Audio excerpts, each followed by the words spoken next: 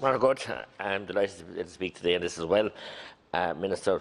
And I want to salute, I suppose, the architects of the Good Friday Agreement and indeed the peace that we now enjoy, and look forward to the new decade and the new approach.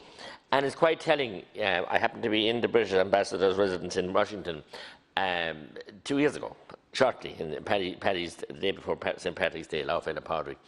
And the most senior civil servant in Northern Ireland, his name eludes me at the time. You would know him, I'm sure, Minister.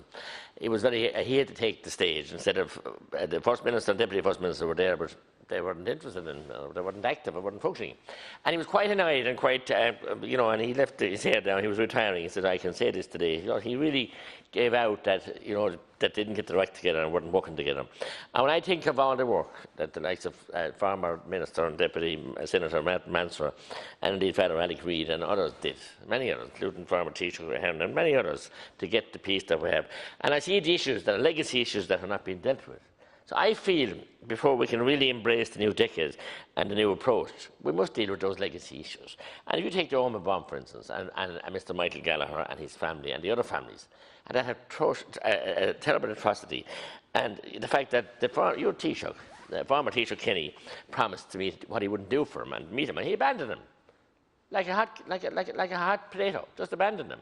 When he got into power, he promised him he'd get truth and justice from Fine Gael government. It didn't happen.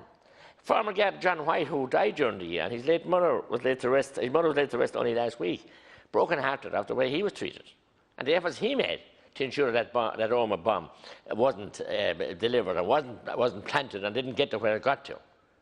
And he was mistreated and just sidelined by the guard that was just made a scapegoat of.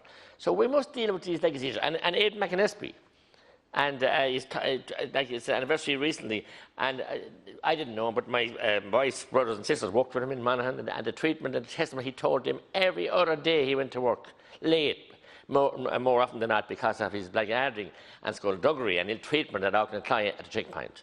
And there was common knowledge they were going to do something serious to him, and they murdered him.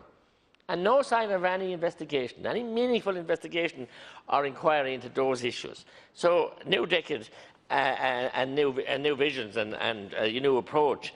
Where is it? We must sort out the legacy issues, and we must be meaningful and honest and upfront.